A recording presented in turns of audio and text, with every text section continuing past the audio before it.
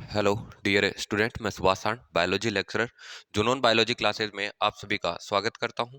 आज अपन बायोटेक्नोलॉजी के एक छोटे से टॉपिक का डिस्कस करने वाले हैं। एक अच्छी सी कंसेप्ट है। एक जीन ट्रांसफर मेथड का यूज अपन देखेंगे कि किस प्रकार से अपन जीन ट्रांसफर कर सकते हैं। किसी सेल के अंदर किसी जीन को ट्रांसफर करना होता है तो कौन कौन सा मेथड होता है।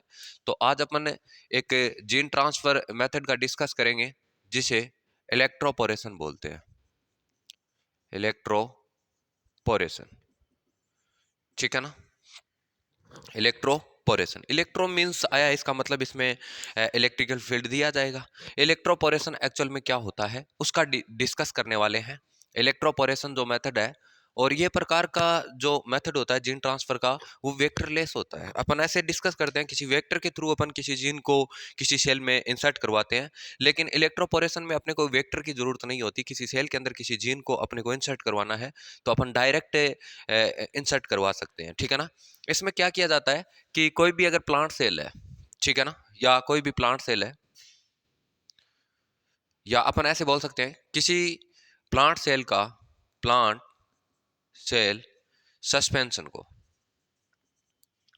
प्लांट सेल सस्पेंशन को इलेक्ट्रिकल फील्ड में रखा जाता है। किस में रखा जाता है? इलेक्ट्रिकल फील्ड में, ठीक है। इलेक्ट्रिकल फील्ड में रखेंगे। कोई भी प्लांट सेल सस्पेंशन है, ये मोस्टली प्लांट सेल के लिए यूज कर सकते, एनिमल सेल के लिए भी यूज कर सकते हैं, लेकिन अभी मैं यहाँ पर प्लांट सेल के लिए बता रहा हूँ। कोई भी प्लांट सेल सस्पेंशन है उसको इलेक्ट्रिक फील्ड में रखा जाता है, जिसकी वजह से उसका कैथोड होता है। उसकी बात करें, किसकी बात करें? कैथोड की। कैथोड होता है वो पॉजिटिव की ओर मूवमेंट करेगा, जबकि एनोड होगा वो कहां पर मूवमेंट करेगा? नेगेटिव की ओर मूवमेंट करेगा। जब भी अपन किसी प्लांट सेल के अंदर इलेक्ट्रिकल फील्ड देते हैं तो वो पोलराइज्ड सेल थी, पोलराइज्ड सेल थी, वो क्या हो जाएगी? डीपोलराइज्ड होगी, डीपोलराइज्ड। और डीपोलराइज्ड जब भी वो सेल हो जाती है तो उस सेल की जो सेल मेम्ब्रेन होती है उसमें कुछ पोर बन जाते हैं। पोर बनने की वजह से सैंपल डीएनए उस पोर के अंदर क्या कर जाते हैं? इंटर कर जाते हैं, जिसकी वजह से ये मेथड यूज किया जाता है। तो इलेक्ट्रोपोरेशन जो मेथड होता है उसमें किसी प्लांट सेल के सस्पेंशन को इलेक्ट्रिकल फील्ड में रखा जाता है। रखने के बाद में कैथोड होता है वो पॉजिटिव की ओर मूवमेंट करेगा, एनोड होता है वो कहां पर मूवमेंट करेगा? नेगेटिव की तरफ मूवमेंट करेगा। इतना तो अपने को पता चला। और ये बात अपने जैसे ही लिखा, आगे अपने को ये याद देखना है कि जब भी किसी प्लांट सेल में इलेक्ट्रिकल फील्ड देंगे तो वो सेल क्या हो जाएगी? पोलराइज्ड फॉर्म से डीपोलराइज्ड में हो जाएगी। और डीपोलराइज्ड फॉर्म के अंदर उसकी सेल मेम्ब्रेन होती है, उसके अंदर क्या बन जाते हैं? कुछ पोर्स बन जाते हैं, और पोर बनने की वजह से कोई सैंपल डीएनए होता है वो चला जाता है। ऐसा भी अपन देख सकते हैं। मान लो सबसे पहले तो इस प्रोसेस को करने के लिए अपने को एक प्लांट सेल लेनी है। इधर की तरफ मैं एक सेल ले रहा हूँ जिसमें जिसे अपन प्लांट सेल बोलते हैं। ये इसकी सेल वॉल है, ये इसकी क्या है? Cell wall. और ये इसकी क्या है? सेल मेम्ब्रेन है, ठीक है ना। ये इसकी सेल मेम्ब्रेन है, ये सेल वॉल है।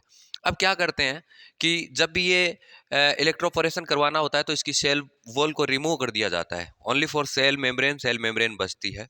इसमें कौन बचेगा? सेल मेम्ब्रेन, ठीक है ना। Cell membrane. और सेल मेम्ब्रेन बचती है, सेल वॉल को रिमूव करते हैं तो उस स्ट्रक्चर को अपन प्रोटोप्लाज्म बोलते हैं, सॉरी प्रोटोप्लास्ट बोलते हैं। प्रोटोप्लास्ट, ठीक है ना। प्रोटोप्लास्ट का मीन्स ये होता है कि किसी सेल से सेल वॉल को रिमूव कर दो, बची हुई स्ट्रक्चर क्या कहलाएगी? प्रोटोप्लास्ट। अब इस प्रोटोप्लास्ट को अपन किसी मीडियम में रख देते हैं, ठीक है। ये मान लो प्रोटोप्लास्ट है, इसको इस मीडियम में रख दिया।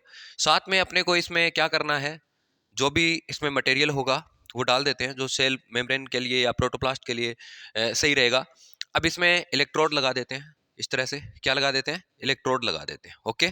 अब क्या होता है, इस प्रोटोप्लास्ट के साथ में, मान लो ये प्रोटोप्लास्ट है, इसके साथ में अपन कोई सैंपल डीएनए ले लेते हैं। इस डीएनए को इसमें इंसर्ट करवाना है तो इस डीएनए को भी इसमें क्या कर देते हैं?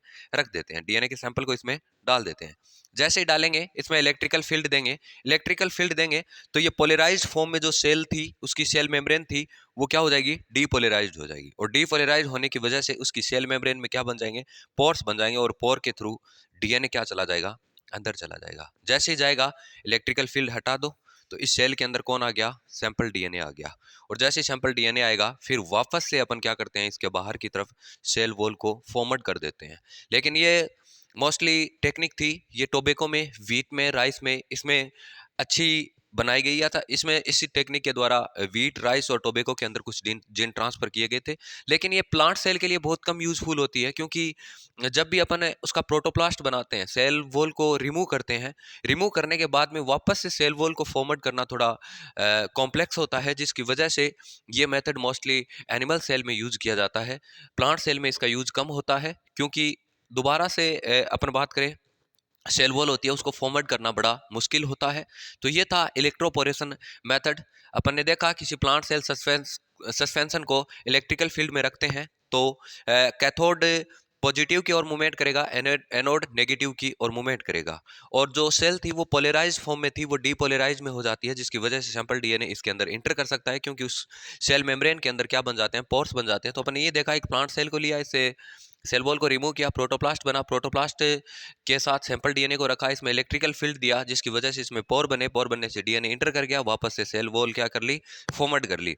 फॉर्मेट करने के बाद में इसमें जो जीन अपन चाह रहे थे या सैंपल डीएनए जो भी चाह रहे थे, वो अपन इस सेल के अंदर इंसर्ट करवा दिया। तो इस प्रकार का जो मेथड होता है उसमें वेक्टर का यूज नहीं होता, और इसे क्या बोलते हैं, इलेक्ट्रोपोरेशन मेथड बोलते हैं। ये टू टाइप का मेथड होता है, इसमें दो प्रकार से देख सकते हैं।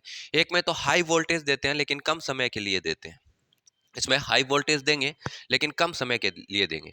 एक ऐसा होता है जिसके अंदर अपन लो वोल्टेज देंगे लेकिन लास्ट टाइम के लिए देंगे, ज़्यादा समय के लिए देंगे। तो दो मेथड यूज किए जाते हैं। इसका अगर अपन बेनिफिट्स देखें तो ये बहुत ही सस्ती होती है, ठीक है ना, और इसका कोई दुष्प्रभाव नहीं देखने को मिलता, जिसकी वजह से इस मेथड का यूज किया जाता है। और ये मेथड मोस्टली प्लांट सेल के लिए यूज कम होता है, एनिमल सेल के लिए ज़्यादा यूज किया जाता है। तो इस तरह से आज अपने इलेक्ट्रोपोरेशन मेथड को देखा। बायोटेक्नोलॉजी का बहुत बड़ा इंपॉर्टेंट जो ये कंसेप्ट है। कई बार इसे नीट के अंदर, जेट के अंदर, आईसीआर के अंदर, बीएचयू के अंदर क्वेश्चन पूछे जाते हैं। तो इलेक्ट्रोपोरेशन का मीन्स ये होगा कि इसमें किसी सेल सस्पेंशन को क्या करते हैं, इलेक्ट्रिकल फील्ड में रखते हैं।